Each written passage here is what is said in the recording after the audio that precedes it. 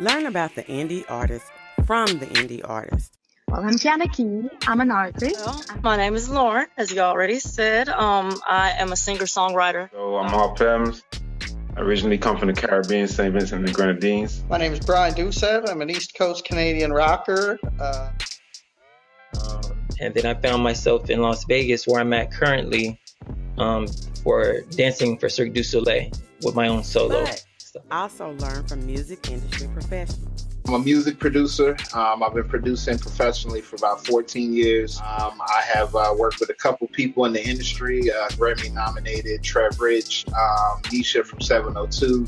After I got my deal with Universal Music, after the Alicia Keys and Gunna record and many other that I've done, and then Alicia Keys was the #1 adult R&B song of the year. I asked the questions.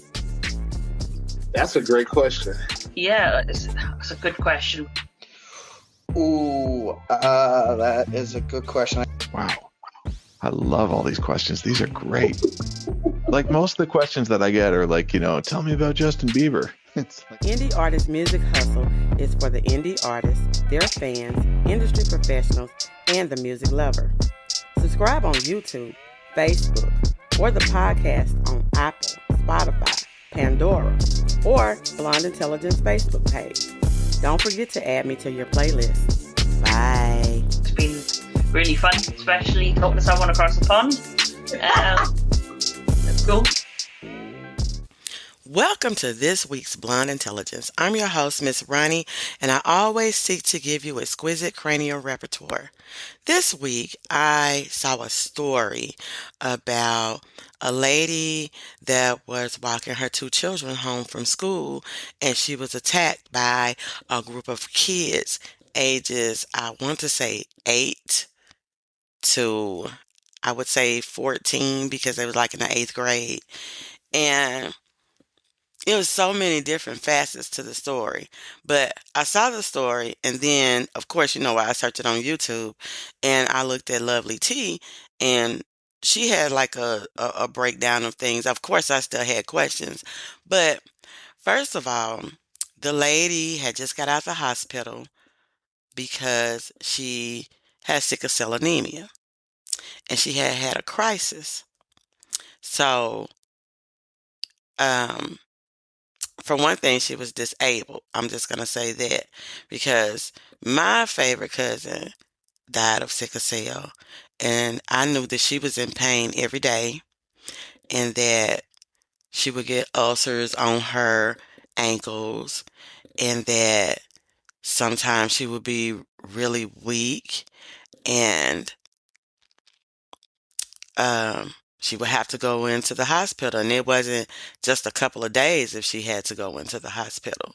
So I can just imagine this lady just now getting out of the hospital, and she's going to walk her kids home from school. And I'm going to say this was in Chicago. That she felt that she had to protect her kids by even going to the school to walk her kids home, because she had reported for 2 years that her son was being bullied at school, and she made repeated reports, and then come to find out that there were other there was another family that was also making reports that these same group of kids were bullying. And I've said before, I used to work in child abuse and neglect, and I have a master's in counseling. And I have seen many situations, not the actual acting out, where a group of kids think that it's okay to go and swing on an adult. I've seen that, but to actually stomp this lady down, and this lady hadn't did anything to you, and she happened to go and protect her kids, and she was like, I would never hit a child. I would never hit a child, and I just think that it's just so many facets to it, because then you find out that one of the group of kids, which may answer to the fact that there was a wider range of ages. ranging from, I would say, 4th grade to 8th grade. Okay, so these had to be siblings because apparently, from some of the other reports that have been reported, the mother has 5 children. She's 30 years old. She has 5 children. They were living with the grandma. Some kind of way, the apartment caught on fire in I guess the housing complex that they were living in caught on fire and she was evicted. And that can happen because I've seen that happen before too. And so the mother is squatting illegally with the 5 kids, which probably explains that more than just them are squatting because the aunt came on in her own I know this is so confusing. In her own, I guess Instagram live or whatever. First she was saying that, yeah, that was my niece, so what? Somebody got cracked or something like that, she said. And then it ended up being she don't condone violence, so she was minding her own business, but because she's not her mother when it takes a village to raise a child. But the peculiar thing that stood out in her video was that she had a coat and a hat on in the house, which could probably explain the squatting, and that she probably was living in that illegal space too, which was why they don't have any lights or heat or whatever in the house with coats on. I don't know what coat the little girl had on, but then you move on to another little girl that was a part of it, and I think that she was the one who threw the first lick. This little girl is in the 8th grade and is like captain of the cheerleading squad or something like that. Because her mom made her put a post on Facebook, and I feel like that the mom was not taking accountability. She was like, she comes from a good home. She has parents who love her, and um, what? She made the little girl say she was sorry, and the little girl was crying. And I think where the mom may have lost the audience was she said, you need to remember that this is a child. But this child was part of a group of kids that beat up a disabled mother that just got out of the hospital and her child. Okay, so let's move on.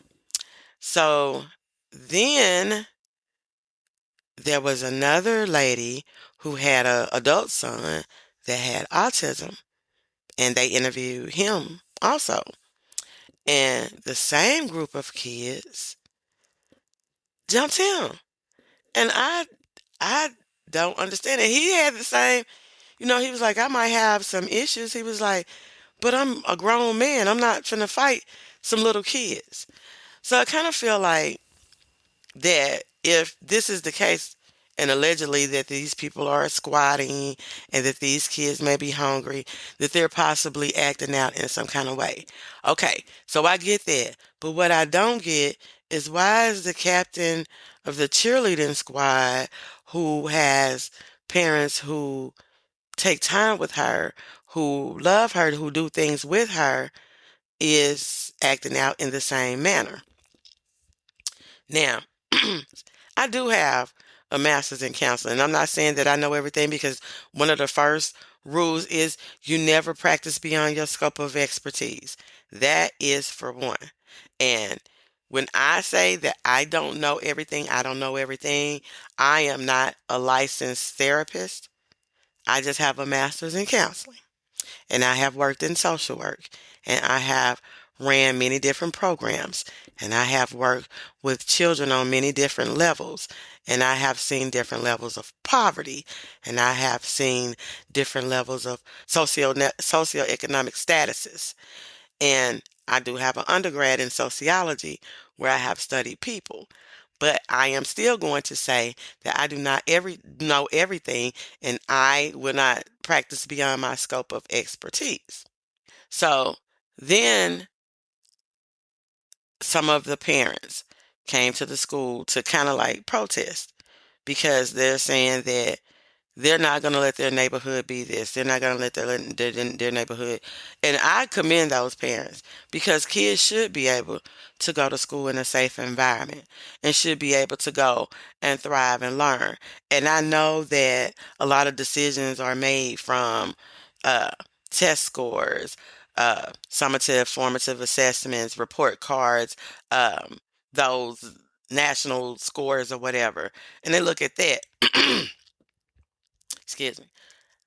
But I always, and I am not sponsored or anything by this, but ETS, Student Success Navigator, is a assessment that high schools can give to students before they go to college. And it identifies barriers that the student might have to achievement. And it identifies to advisors and counselors the type of enrichments that that child may need to have or accommodations or anything. And then it has like on the school level the things that what your strengths are and what your weaknesses are. And I think that it's a really good tool and it's really affordable, but I have seen that a lot of schools don't do it, but if they did, the college and career readiness would be great. And if you don't know, I've worked on my PhD in leadership for higher education. And you cannot work on leadership for higher education if you do not understand secondary education and the post secondary education and the different levels all the way up to the PhD. So I'm just looking at all of that from even just the professional standpoint of the training that I have had and the experiences that I have had to know that some things are inevitable. You know, you have to look at the product of the environment, but then the peer pressure. And I think that in this instance here, I've said earlier, it takes a village to raise a child, not children. I mean, so, if it takes a village to raise a child, what do you think that it needs for a community? So I think this was a very sad situation. I saw the different ways that the parents handled it because then there was another parent. One of the things that I used to work for a program for, I'm going to just say a research institution, and I led a program for the southeast region of Arkansas. And Arkansas has a high rate of child abuse and neglect. And I had 18 counties in that area. And one of the things that we taught in the program, because I'm going to name the program was called the Nurturing Parenting Program, is that you need to discipline with dignity. And discipline with dignity does not always mean that you embarrass your child. Sometimes you can talk to them. It's depending on the child, how you do it. Some parents, I think, get kind of ignorant in the way that they discipline their children. And I heard a lot of people say belt to ass. And well, belt to ass is not always needed. And I know these kids committed a violent crime because that's what it was. It was a violent crime. It was attack on a disabled person, and that is a crime. I don't know how it's going to be handled, but that is a crime. I will say that. But you discipline with dignity. And I saw that one of the parents got on the live and was like, they looking for you. They looking for you. And the child got right back on the live and said, well, mama, they looking for your ass too. What? So even with my own little grandbaby, she do things that you might think is cute when they first do it. But when they continue to do it, like, hey, look, let me tell you something. That is not good behavior. And bad behavior has consequences. And one of the parents, I don't know if it was a parent or, yeah, it was a parent because she was saying what she would do if it was her child. She's like, she's not going to be lenient like that if it was one of hers. And I understand that too. You know, people have different emotions about it. But she was saying that these kids have been getting away with things and hadn't been having any consequences for it. And that's the same thing anywhere.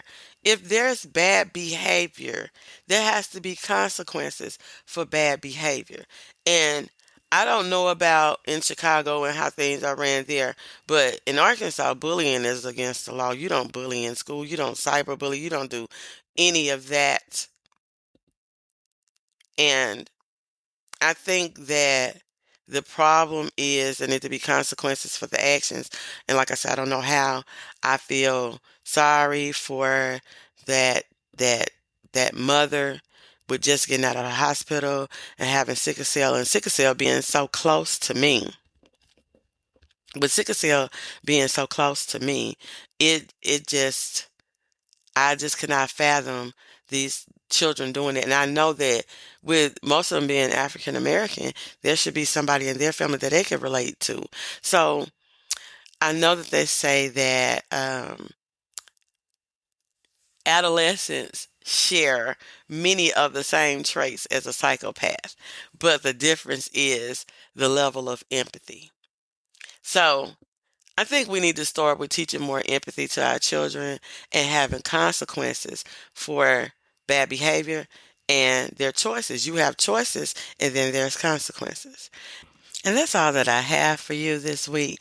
But I really would like for you to share your thoughts on it. And I'll see you next week. Bye. Hey girl, let me tell you about this podcast. Girl, everybody has a podcast these days. But this one interviews new and interesting indie artists. It's called Indie Artist Music Hustle with Blonde Intelligence. Really? Where can I find it? It's on all podcasting platforms, streams live on social media, and on rpentradio.com. What'd you say it was called again? It's called Indie Artist Music Hustle with Blonde Intelligence. Girl, I'm gonna have to check her out. Give it a check, girl.